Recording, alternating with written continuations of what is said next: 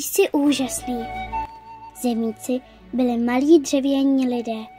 Všichni je zhotovil řezbář Eli. Jeho dílna byla na kopci nad vesnicí. Každý zemík byl jiný.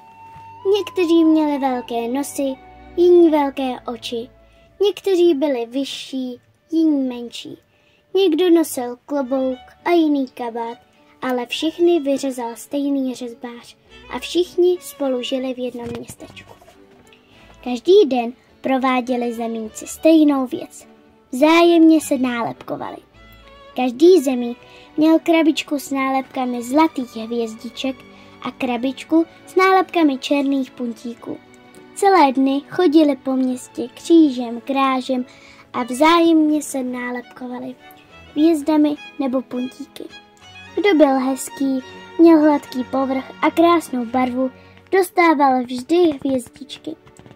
Kdo měl neuhlazené tělo nebo oprýskanou barvu, dostal puntík. Také talentovaní dostávali hvězdičky. Někteří dokázali vyzvednout nad hlavu těžkou kládu nebo přeskakovat velké krabice.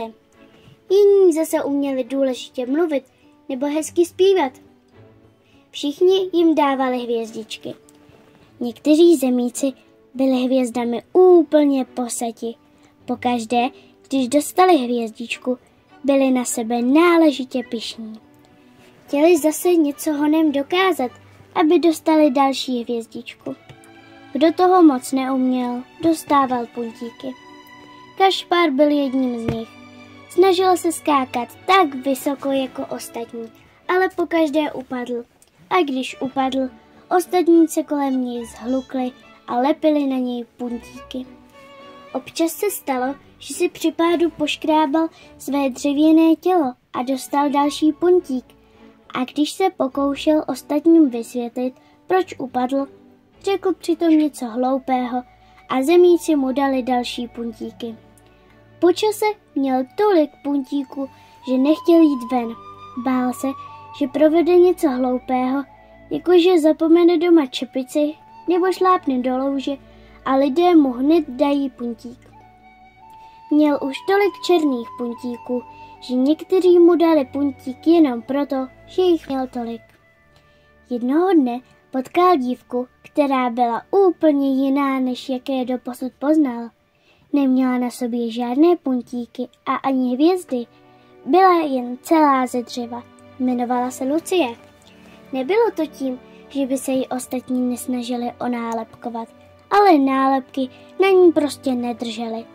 Někteří zemíci obdivovali, že Lucie nemá žádné nálepky. Běželi k ní a chtěli jí nalepit hvězdu, ale ta se hned otloupla. Jiní je opovrhovali, že nemá žádnou hvězdu a dávali jí puntíky. Ty se také odlouply.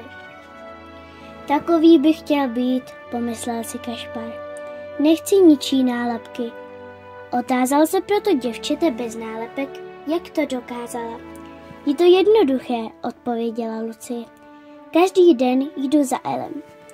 Za Elim? Ano, za Elim, řezbářem. Sedávám s ním v jeho dílně.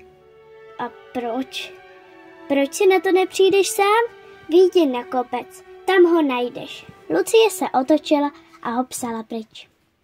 Ale bude mě chtít vůbec vidět, volal Kašpar. Lucie jej už neslyšela, tak šel Kašpar domů. Doma si sedl k oknu a pozoroval dřevěné lidičky, jak pobíhají kolem a nálepkují se. Takhle to nemá být, mumlal si pro sebe a rozhodl se navštívit Eliho. Úzkou cestou vystoupal až nahoru na kopec a vstoupil do velké dílny. Dřevěné zorničky se mu doširoka rozevřely nad tím, jak zde bylo vše ohromné. Stolička byla tak velká jako on. Musel si stoupnout na špičky, aby uviděl na okraji dílenského stolu. Kladivo bylo dlouhé jako celá jeho paže. Kašpar stička polkl. Tady nezůstanu. Měl se k odchodu. Poté zaslechl své jméno. Kašpare? Ten hlas byl hluboký a silný. Kašpar se zastavil. Kašpare, tak rád tě vidím. Pojď ke mně, ať si tě prohlédnu. Kašpar se pomalu otočil a pohlédl na urostlého vousatého tesaře. Vy znáte mé jméno? Zeptal se malý zemík. Samozřejmě, že znám, vždyť jsem tě vytvořil. Eli se k němu naklonil a vyzvedl jej. Posadil se ho k sobě na stůl. Ozval se zamyšleně, když spatřil černé puntíky. Zdá se, že jsi dostal špatná hodnocení. Nebylo to schválně, Eli, opravdu jsem se snažil. Milé dítě, nemusíš se přede mnou obhajovat. Je mi jedno, co si myslí ostatní zemíci. Je ti to jedno? Ano, a tobě by to mělo být také jedno. Kdo si myslí, že jsou, aby dávali hvězdy nebo puntíky? Jsou stejní jako ty. Co si myslí oni, Kašpare, není důležité. Nejdůležitější je, co si myslím já. A já jsem přesvědčen, že jsi úžasný. Kašpar se rozesmál. Já a úžasný? Proč? Neumím chodit rychle, neumím skákat, odlupuje se mi barva, proč ti na mě vůbec záleží? Eli pohlédl na Kašpara, položil své dlaně na jeho drobná ramena a zvolna promluvil. Protože jsi můj, proto mi na tobě záleží. Kašpar nikdy nezažil, aby se na něj někdo takhle zadíval a už vůbec na jeho tvůrce. Nevěděl, co říct. Každý den jsem doufal, že za mnou přijdeš, pokračoval Eli. Přišel jsem, protože jsem potkal někoho, kdo neměl žádné nálepky, řekl Kašpar. Vím, pověděla mi o tobě. Proč na ní nálepky nedrží? Tvůrce něžně odpověděl. Protože se rozhodla, že nejdůležitější je, co si o ní myslím já, než co si myslí oni. Nálepky drží jen, když jim to dovolíš. Jak dovolím?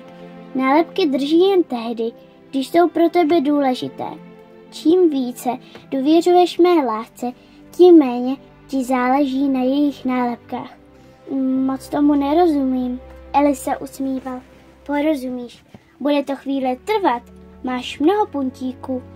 Na začátek postačí, když za mnou každý den přijdeš a já ti připomenu, jak moc mi na tobě záleží. Eli zvednul Kašpara ze stolu a postavil jej na zem. A pamatuj si, pronesl Eli ke dveřím za odcházejícím zemíkem. Jsi úžasný, protože jsem tě vytvořil já a já chyby nedělám.